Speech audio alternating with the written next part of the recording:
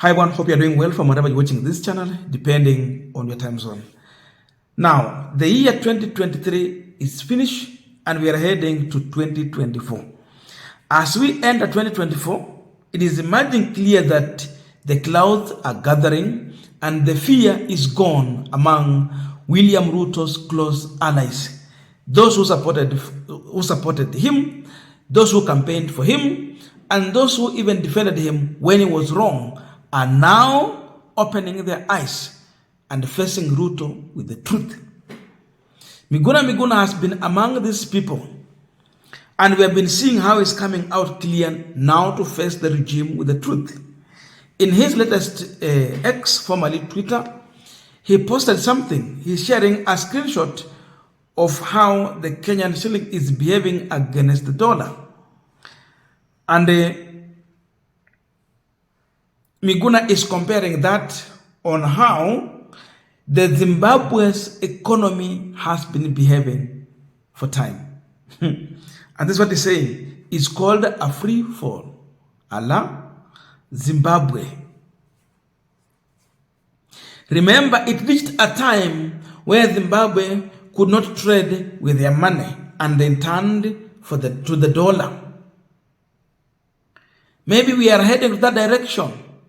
By all indication, you see, even in the year 2024, tukiendelea kumaliza pale, huenda a Kenyan shilling will be 200 against the dollar. So hizi tuko 157 na ikiendelea inapanda. That is where we are heading. So Miguna is now comparing this kind of leadership to the Zimbabwe one. Just imagine where we are heading to. Zimbabwe were looking up to Kenya, Tanzania, Uganda. You know, Kenya was that big brother huko East Africa na kwingine. But we might not be. We are losing a lot. And all this is happening because of the policies that Ruto has put in place, the kind of taxation measures that he has put in place. That is what is making Kenya to lose a lot.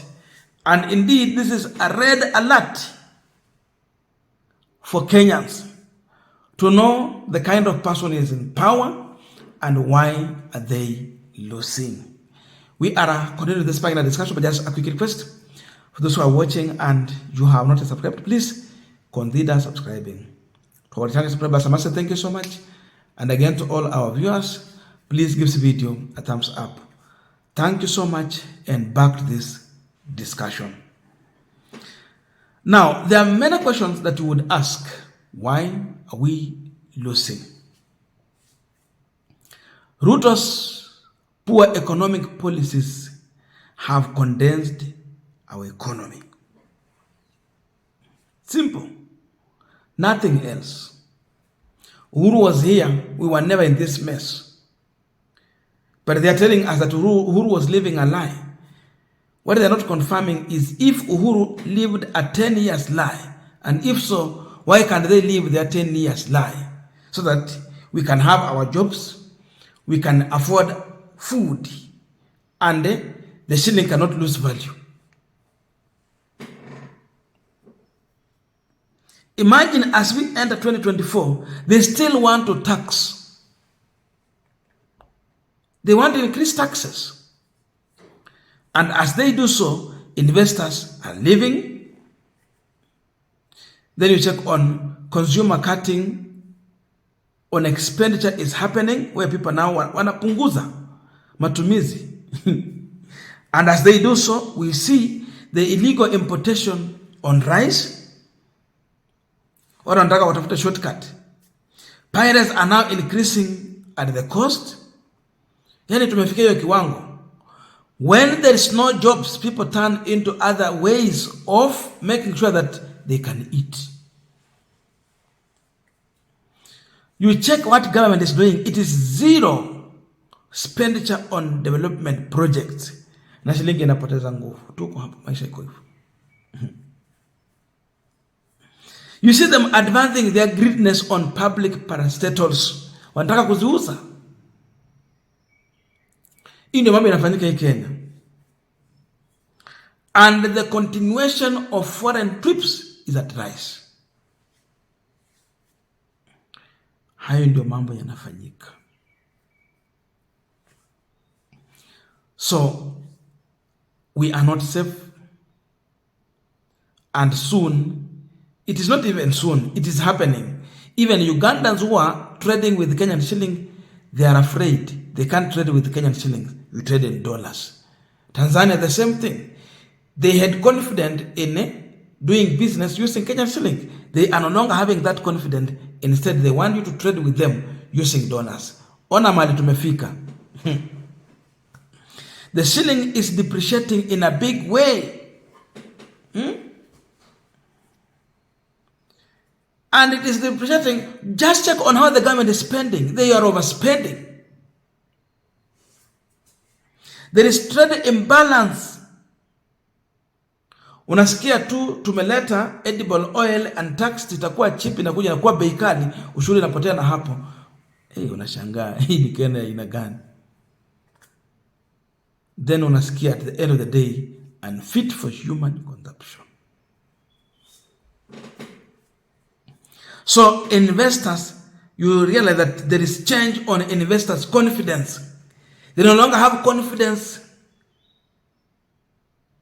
So what do? They flee. Where are they flying to? Tanzania, Uganda, and elsewhere. The issue of import and export. Are we importing more, or we have become are we exporting more, or we are becoming an import net country? We don't export because we are not manufacturing, but we are importing.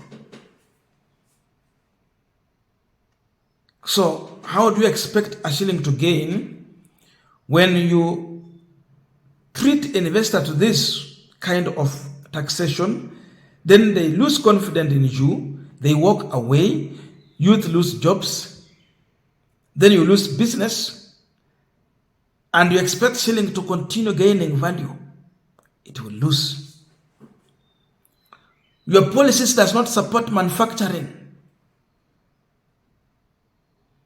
because you end up paying more to government, but you earn nothing. So you might be working for the government. No one goes into business to make losses. Anytime you incur losses, you change your mind.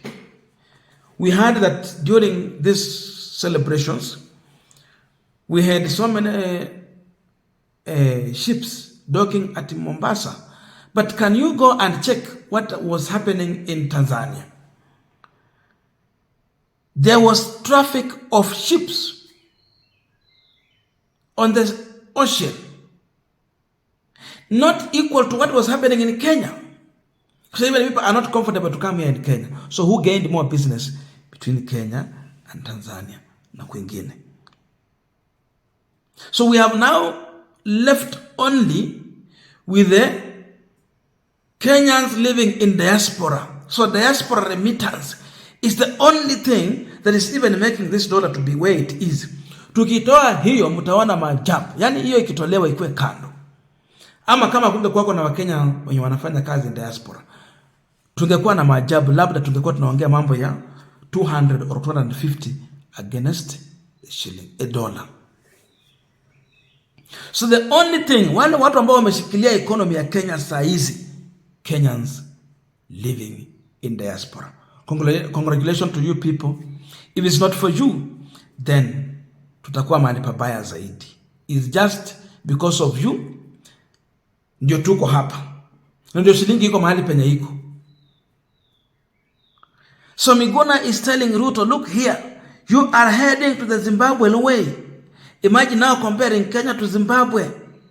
When Zimbabwe was looking up to Kenya, sasa sisi tunaelekea kule.